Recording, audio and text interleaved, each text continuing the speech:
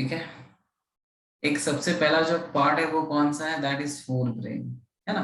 तो आपको याद क्या रखना है कि the human brain can be divided functionally as well as anatomically, मतलब हम लोग उसको on the basis of their function as well as on the basis of their structure, ये बात आपको याद रखना है।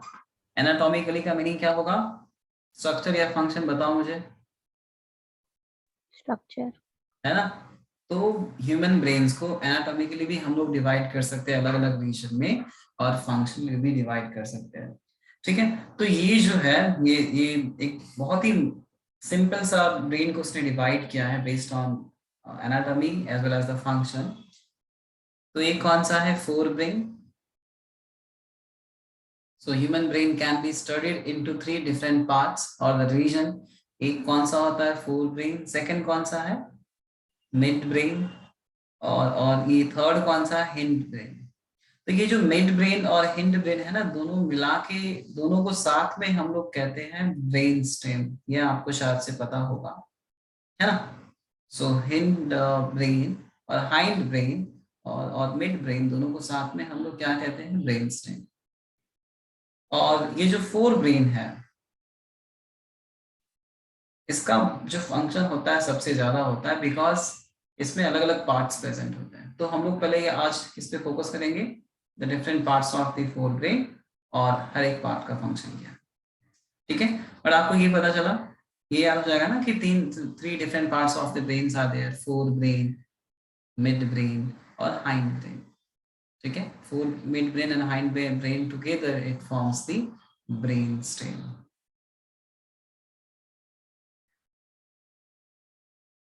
ठीक है। चलो फिर नेक्स्ट देखते हैं आगे। यहां तक क्लियर है, किसी को कुछ पूछना है इसके बारे में, या फिर वेट करोगे नेक्स्ट स्लाइड तक। चलो फिर ठीक है। अगेन ये जो है पहले आपको ये दिखना है कि जो फोर ब्रेन है, मैं आपको ये बता देता हूँ। तो ये फोर ब्रेन में कौन कौन से पार्ट्स आते हैं। देखो इसमें कभी कभी बच्चों को कंफ्यूजन होता है कि मतलब फोर ब्रेन में कौन कौन से पार्ट्स हैं, मिड ब्रेन में कौन से पार्ट्स हैं, तो ये याद रखना। ओके। तो फोर ब्रेन में जो एक होता है cerebrum, which is almost which accounts for almost 80% of the brain size। तो जो अपना ब्रेन होता है उसमें का ऑलमोस्ट 80% तक क्या होता है, सिर्फ सेरिब्रम होता है। So cerebrum is the largest part of the brain. Okay, cerebrum is the largest part of the brain. उसके बाद जो है एक और पार्ट है, that is called as thalamus, और एक और कौन सा होता है, हाइपोथैलेमस। तो हम लोग नेक्स्ट फ्यू स्लाइड्स में ये तीनों के फंक्शंस स्टडी करेंगे। ठीक है। तो इतना क्लियर है पहले, डिफरेंट हाँ part, sir. Fore brain, cerebrum, thalamus and hypothalamus.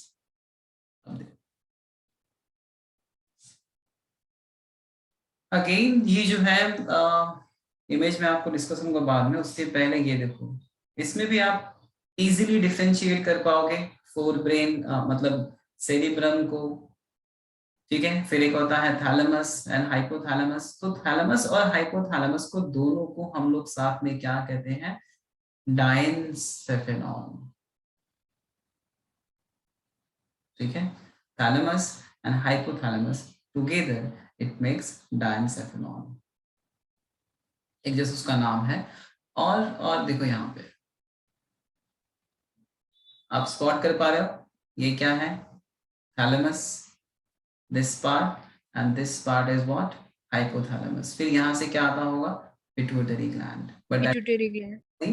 Human nervous system, because वो किसका पार्ट है, एंडोक्राइन सिस्टम का, है ना। तो ये हो गया थैलेमस, उसके नीचे क्या प्रेजेंट होता है, हाइपोथैलेमस। और देखो नाम खुद पता लगा ना कि हाइपो, हाइपो का मतलब क्या होता है, बिलो द थैलेमस, है ना।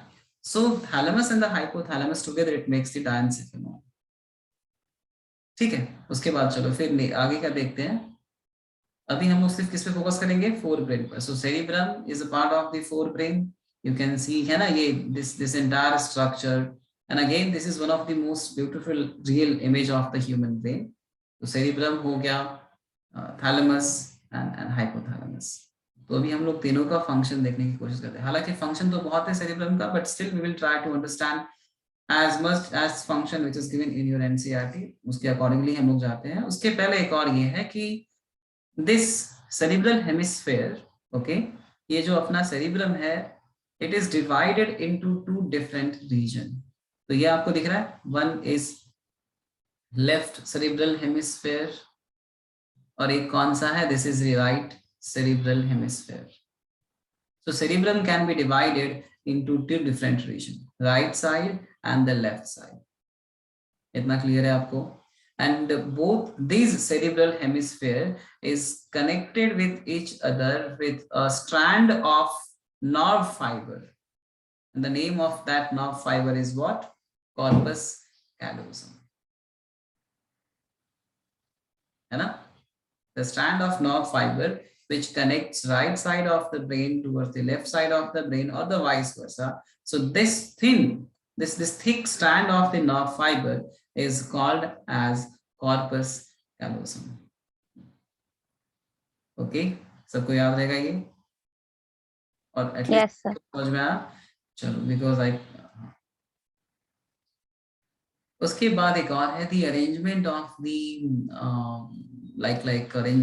based on the arrangement of the neurons or part of the neurons, we can see two different patterns, gray matter, white matter। किसी को पता है ये होता क्या है and why this is called as gray matter, white matter? Give me some idea. How can we? Neuron. Overall, based on the appearance. Neurons का तो ठीक है। So based on their appearance, we can call this as a gray matter। और एक को हम लोग क्या कह सकते हैं, white matter, है ना?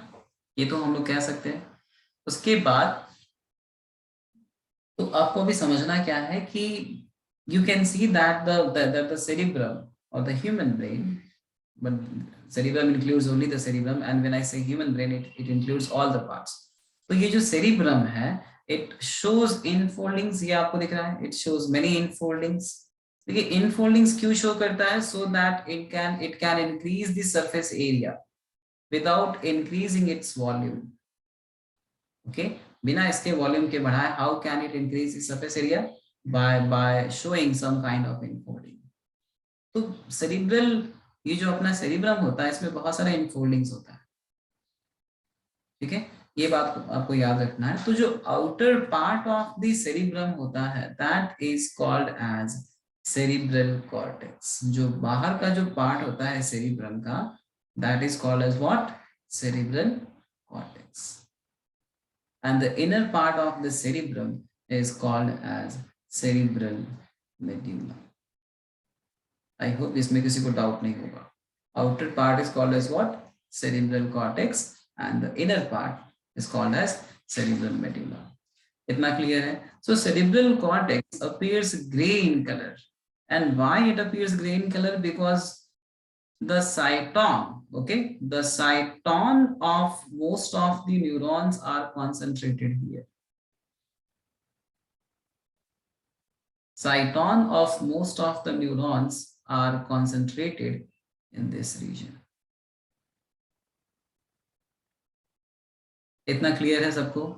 So due to yes, cyton, and आपने को पता है cyton contains granules। What is the name of that granule? Nessels granule। Perfect, Nessels granule। Good, मतलब याद है आप लोगों को। Okay, so due to the presence of Nessels granule, cyton appears quite dark in the color, and due to the accumulation of the cyton in the cerebral cortex appears gray in the color। इतना समझ में आया? So in the brain, gray matter is present in the outer side of the brain, and white matter is present in the inner side of the brain। अब ये white क्यों दिखता है? Because अगर cyton यहाँ पर present है, तो definitely it will have axons in this region, है ना? Because of myelin। वाह, perfect। Because of the myelin accumulation, it is the inner part is white in the color। Okay, इतना clear है? So this is the arrangement yes, of matter and white matter in the brain, but spinal cord में इसका reverse होता है। Spinal cord में white matter will be present on the outer side and gray matter will be present in the inner side. ठीक है, ये देखो again this is the real image. तो आप मेरे ख्याल से इजीली आइडेंटिफाई कर पाओगे कि जो आउटर साइड है that is quite dark in the colour, है ना, और जो इनर साइड है that is slightly light in the colour. So this is grey matter and this is white matter. Okay. So this image is sliced, right? Yes, they have sliced the human brain to actually they want to show this ventricle. About this I will talk you I will talk in the next lecture, not today, because before understanding this you have to understand different parts of the brain. पर ऐसा होता है कि अपने human के अंदर कुछ ventricles होते हैं which helps in the circulation of the cerebrospinal fluid. But आपके NCERT में like they have not given anything कि CSF होता क्या है. They have not given much information. तो मैं आपको बताऊंगा कि ये CSF होता क्या है, करता क्या है. पर अभी लिए आप क्या समझो, ये दिख रहा है आपको, ये जो है ग्रे मैटर इनर वाला क्या है और व्हाइट मैटर. यहाँ तक क्लियर है? Yes, sir. ठीक है. Yes. और एक और चीज अगर आप देखोगे, ये जो इनफोल्डिंग है देखो यहाँ पर कम है बट यहाँ पर ज्यादा है, यहाँ पर उससे भी ज्यादा है. दिख रहा है आपको? एक और देखो फोल्डिंग्स यहाँ पर ज्यादा, मतलब कहीं पर फोल्डिंग कम है, कहीं पर फोल्डिंग ज्यादा है ना. तो डीप फोल्डिंग जो होती है ये आपको याद रखना है, या फिर आप लिख सकते हो डीप फोल्डिंग. और हाँ, ये जो डिप्रेशन है ना, ये जो इनफोल्डिंग, ये जो डिप्रेशन है, इसको हम लोग बोलते हैं sulcus. Sulcus is what? It is a singular word. अगर बहुत सारा है, जैसे एक और ये sulcus हो गया, तो दोनों के साथ में हम लोग क्या उसको कह सकते हैं? sulci. ठीक है. तो वैसे ही ये जो एलिवेशंस है, एलिवेशंस को क्या कहते हैं? गायरस. एक है तो गायरस, बहुत सारा है तो क्या हो जाएगा? गायराई. So human brain or the cerebrum shows infoldings on its surface side. So the infolding, the inner side of the cerebral cortex is called as sulcus, और जो elevated side है उसको हम लोग क्या बोलते हैं? गायरस. ठीक है. और एक ऐसा रिसर्च में ऐसा प्रूफ हुआ था कि अगर कोई आदमी कोई एक्टिविटी करता है, कुछ काम करता है, या फिर अगर कोई स्टडी करता है, तो उसका ब्रेन का जो ये है ना, ये नंबर ऑफ sulcus एंड गायरा है, that keeps on increasing. क्यों बढ़ता है? Because that brain has to store more information ना. इसीलिए कहते हैं कि ज्यादा पढ़ने से क्या होता है कि आदमी का ब्रेन का जो कैपेसिटी है वो इंक्रीज होता है. तो ये सच में ऐसा होता है. अगर आप ज्यादा स्टडी करोगे तो क्या होगा कि Capacity increases or decreases? Increase. अच्छा, okay. क्योंकि सरफेस एरिया जो है और बढ़ता है. क्यों बढ़ता है? बिकॉज ये फोल्डिंग जो है वो उसका लेंथ स्लाइटली इंक्रीज होता है. क्योंकि अगर किसी ब्रेन को हम लोग अनफोल्ड करते हैं ना, जैसे ये तो फोल्डेड स्टेट में है, अगर उसको हम लोग अनफोल्ड करते हैं, so it will occupy almost the size of 1 metre square. ये उसका सरफेस एरिया होता है. बट वो इनफोल्डिंग्स में है तो कम स्पेस ऑक्यूपाई करता है. ठीक है. तो ये उसका क्या होता है? Surface area. और हम लोग जितना स्टडी करते हैं वो ब्रेन का जो इनफोल्डिंग्स है वो उतना ज्यादा और बढ़ते जाता है. ठीक है. तो ये फैक्ट है. सर, तो इस हिसाब से the child's brain should have less enfoldings and the matured brain would have more enfoldings. Yes, they have. और एक और रीजन ये होती है कि जो लोअर, जैसे मान लो देखो हम लोग अपने ह्यूमंस के पास जो है, जो जितना साइज ऑफ ब्रेन अपने ह्यूमन के पास है, ऑलमोस्ट उससे बड़ा साइज एलिफेंट के पास है ब्रेन. बट जो इनफोल्डिंग है ना, this is unique for the humans. Humans के पास ब्रेन के साइज के कंपैरिजन में इनफोल्डिंग काफी ज्यादा है. बाकी किसी एनिमल में क्या है, जैसे कि शार्क का आप ले लो, शार्क, व्हेल, एलिफेंट, उनका ब्रेन का साइज जो है वॉल्यूम काफी बड़ा है, but as compare to the volume of the brain their surface area is very less. उनका परफॉर्मेंस भी कम हो जाता है. बट अपने ह्यूमन पे कैसा है? Surface area is more and the volume is less. So that is why we are more intelligent till now. Like अब तो यही पता है कि human species is more intelligent, but maybe in future there might be any other species which is intelligent than humans. But अभी तक तो ये ठीक है. इतना क्लियर हुआ? इतना सल्सस गायब। Yes, sir. एक और होता है, अगर ब्रेन के अंदर ज्यादा बड़ा सल्सस हो, उसको हम लोग बोलते हैं डीप सल्सस। तो डीप सल्सस जो होते हैं ब्रेन में ना, that divides brain into different regions. जो अपने ब्रेन में जो बड़े, जो काफी डीप सल्सस होते हैं, जैसे अगर आप ये इमेज में देखोगे, या this is the deepest sulcus of the brain, दिख रहा है आपको? Yes, sir. sir. ठीक है। तो ये डीप सल्सस जो क्या करता है, पैराइटल लोब को, मतलब एक्चुअली है ना, ये फोर ब्रेन, ये अपना जो सेरिब्रम है, इसको भी हम लोग डिवाइड करते हैं, frontal lobe, parietal lobe, occipital lobe. तो जैसे देखो, ये जो है ना, ये सल्सस, ये भी एक डीप सल्सस है। तो ये सेरिब्रम को डिवाइड किसमें करता है? तो ये, इसको हम बोलते हैं फोर ब्रेन। नहीं sorry, not fore brain, but frontal lobe, क्योंकि ये फ्रंट साइड में है, तो फोर ब्रेन को इसमें डिवाइड कर दिया है, ये हो जाता है फ्रंटल लोब। और उसके बाद जो है सेकंड जो आता है, डीप सल्सस यहाँ पर आया। तो ये जो लोब, ये जो पार्ट ऑफ द ब्रेन है, this part of the brain is called as parietal lobe. So anatomically we can divide cerebrum into different lobes. तो ये हो गया frontal lobe, parietal lobe, और ये जो बैक साइड वाला है, this is called as occipital lobe. Sir मुझे आपका स्क्रीन नहीं दिख रहा। बाकी लोगों को दिख रहा है? हाँ, sir. यस हाँ, सर। sir. अभी दिखा सबको? अभी सबको दिखा? सर मैं रिजॉइन होती हूँ। अच्छा ठीक है। नहीं यार, अभी क्लियर है स्क्रीन? पीहू अभी दिख रहा है स्क्रीन? हाँ, sir. ठीक है। My screen is not black, it is ये है। हाँ अभी दिख रहा है ना? तो ये देखो, ये सल्सस दिख रहा है आपको, deep. So the deep sulcus of the brain, ये आपको, आप इसे नोट डाउन कर सकते हो या फिर आप लिख सकते हो। Different deep sulcus of the brain or this cerebrum divides cerebrum into different lobes: the frontal lobe, parietal lobe, occipital lobe. एक और लोब होता है which divides brain from the lateral side. अब मैं यहाँ पर तो इंडिकेट नहीं कर सकता बिकॉज यहाँ पर वो कंप्लीट ब्रेन नहीं है, but it is present somewhere here. मैं आपको दिखा सकता हूँ कि कहाँ पर वो प्रेजेंट होता है। देखो ये दिख रहा है आपको, दिस डीप सल्सस जो बाहर से कुछ लगा है। So this divides parietal lobe into, तो ये जो लोब उसको लोग बोलते हैं टेम्पोरल लोब। या फिर मैं यहाँ पे अच्छे से ड्रॉ ही कर देता हूँ। जैसे एक जो होता है सल्सस, डीप सल्सस यहाँ पर होता है, तो ये क्या हो जाएगा अपना फ्रंटल लोब। फिर यहाँ से जो बाकी होता है यहाँ तक, ठीक है, उसको बोलते हैं पैराइटल लोब। फिर यहाँ से जो चालू होता है उसको बोलते हैं ऑसिपिटल लोब। OCCIPITAL lobe. फिर ये जो डीप सल्सस है, ये जो डिवाइड, उसको उसको हम लोग बोलते हैं टेम्पोरल लोब।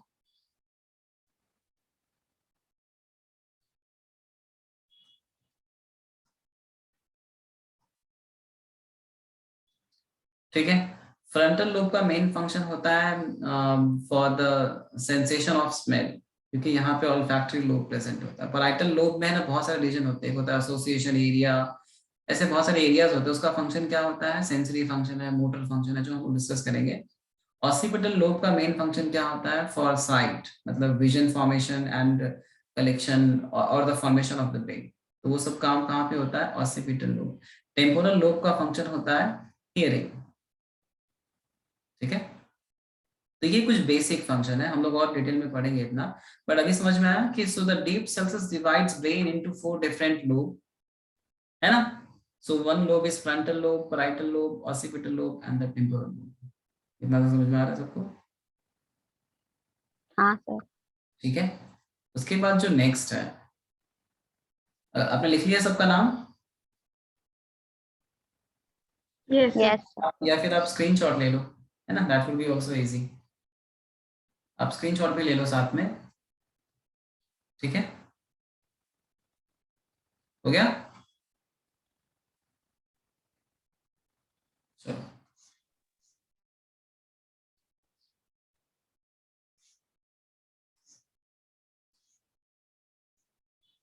ये दिख रहा है? स्पाइनल कॉर्ड में देखो व्हाइट मैटर बाहर की तरफ है, ग्रे मैटर अंदर की तरफ है। तो ये भी आपको याद, मतलब एग्जाम में मतलब एक बार ऐसा क्वेश्चन आया था कि उसने क्या ड्रॉ किया था, दो ऐसा सर्कल ड्रॉ कर दिया था, आपको शायद से वो क्वेश्चन याद होगा। मतलब ऐसा क्वेश्चन आया था कि एक सर्कल ऐसा है, तो ये उसको उसने बोल दिया कॉर्टेक्स, और एक सर्कल ऐसा था, उसको बोल दिया मेड्यूला। फिर उसने यहाँ पर लिखा कि ग्रे, इसमें यहाँ पर उसने लिखा grey matter, GM, grey matter और वाइट मैटर। फिर उसने एक और सर्कल ड्रॉ किया था, उसमें लिखा था उसने व्हाइट मैटर, ग्रे मैटर। उसने पूछा, उसने उसको नेमिंग दे दिया AB। अब उसने पूछा कि A इज, उसने फिर ऑप्शन दिया था कि A is present in the spinal cord, B is present in the brain. फिर उसने दिया था ऑप्शन कि B is present in the brain and the second one is present in the spinal cord. तो ऐसे करके उसने 4 ऑप्शन दिए थे। तो करेक्ट आंसर Option B. बताओ, है ना? That grey matter is present in the like outer side in the brain and white Brain. में। तो ये A किसका होगा? This would be of the brain. और ये किसका होगा? Of the Spinal cord. ऐसे क्वेश्चंस आते हैं, ठीक है? तो इसलिए ये इंपॉर्टेंट है। उसके बाद नेक्स्ट देखते हैं जो है अपना the different regions of the cerebral cortex. अब ये आपको पता चल गया ना कि सेरेब्रल कॉर्टेक्स होता क्या है। The outer part of the cerebrum is called as cerebral cortex. तो आपके ये 12th लेवल तक आप लोग सिर्फ ये पढ़ोगे कि सेरेब्रल कॉर्टेक्स का मेन फंक्शन क्या है, बट आप जब जैसे आप और हायर स्टैंडर्ड में जाओगे तो आप पढ़ोगे कि सेरेब्रल मेडुला का भी फंक्शन क्या है, क्योंकि उसमें भी बहुत सारे कुछ nerve fibres and all present होते हैं। बट अभी के लिए ये इंपॉर्टेंट है कि the different regions of the cerebral cortex और उसका फंक्शन क्या है। तो सबसे पहले ये जो अपना सेरेब्रल कॉर्टेक्स है, it has many motor areas. अब ये मोटर एरियाज का मीनिंग क्या होता है? It is a centre where different kinds of motor activities, motor activity का meaning क्या होता है? Like writing, playing some kind of music, not music but playing some kind of games and all। तो वो सब जो motor activities होता है, who regulate this? The cerebral cortex। Sensation का काम हो गया, जैसे कि temperature sensation, sensation of the pressure. तो ये सेंसरी काम भी कौन करता है? सेरेब्रल कॉर्टेक्स करता है, ठीक है? और फिर वहां पे एक एरिया होता है, उसको हम लोग कहते हैं एसोसिएशन एरिया। तो वो एरिया एक्चुअली यहाँ प्रेजेंट होता है, यहाँ पे that association area is present somewhere here, ठीक है? सेरेब्रल कॉर्टेक्स के यहाँ पर प्रेजेंट होता है। और ये एरिया जो है इसका नाम है एसोसिएशन एरिया। इसको हम लोग एसोसिएशन एरिया क्यों कहते हैं? Because it is neither completely motor in function, मतलब कि ये मोटर भी नहीं है, सेंसरी भी नहीं है, मतलब कि दोनों का काम करता है। So it is a kind of mixed region where motor activity, sensory activity, वो सब एक्टिविटी होते रहता है, ठीक है? तो उसको, इसलिए उसका नाम क्या हो गया है? Association area. इतना क्लियर है? It is not clearly sensory और द मोटर, बट ये बहुत सारे एक्टिविटीज करता है, जैसे कि क्रिटिकल थिंक, जैसे कुछ लिखना हो, कुछ क्रिटिकल काम करना हो, जैसे कि ड्राइंग करना हो। ऐसे बहुत सारे जो मिक्स्ड एक्टिविटीज होते हैं जहां पर अपने को सेंसेशन भी करना पड़ता है और कुछ काम भी करना पड़ता है, like while driving a car और सम काइंड ऑफ। तो उस समय ये जो है एसोसिएशन एरिया बहुत अपने को हेल्प करता है, ठीक है? फिर एक और फंक्शन क्या है थैलेमस का? So it is a major coordinating centre for the sensory and motor signal. Thalamus आपको पता है ना कहाँ प्रेजेंट होता है? सेरिब्रम के नीचे प्रेजेंट होता है ना, यहाँ पर, है ना? तो ये पार्ट कौन सा है? थैलेमस।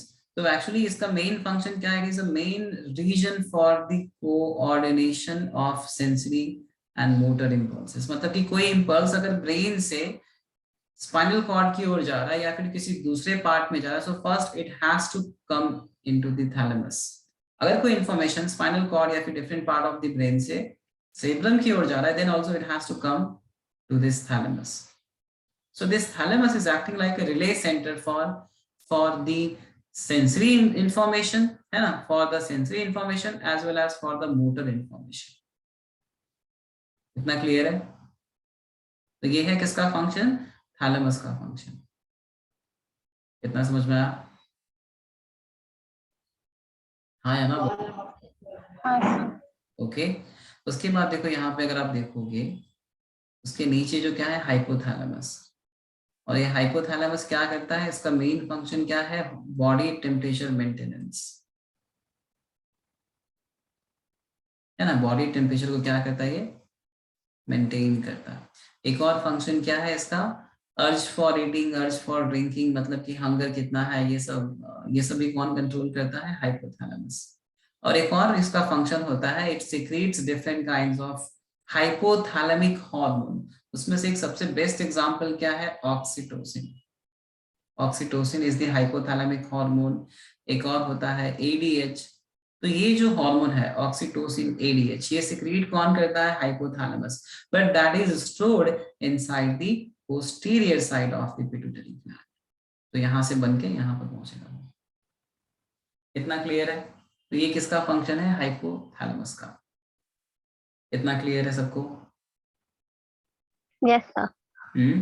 चलो, फिर उसके बाद जो नेक्स्ट सब टॉपिक है, लिम्बिक सिस्टम। तो मैंने यहाँ पे मेज ऐड किया है क्योंकि like no one is talking about this limbic system, but this is one of the important topic. ये लिम्बिक सिस्टम कोई स्पेशल स्ट्रक्चर नहीं है, जैसे कि अपने पास है ना पिट्यूटरी ग्लैंड, जैसे अपने पास हाइपोथैलेमस है, वैसे कोई ये स्ट्रक्चर नहीं है, स्पेशल स्ट्रक्चर नहीं है, but it is formed by the association of some part of the cortex, like some part of the cortex will fuse, so some part of cortex, ठीक है? So कुछ जो cortex अलग अलग region से they will combine together to form the limbic system. Some part of the cortex एक होता है amygdala कहते हैं, amygdala, hippocampus. So these three parts will join together to form the limbic system. इसको हम लोग क्या कहते हैं? Limbic lobe.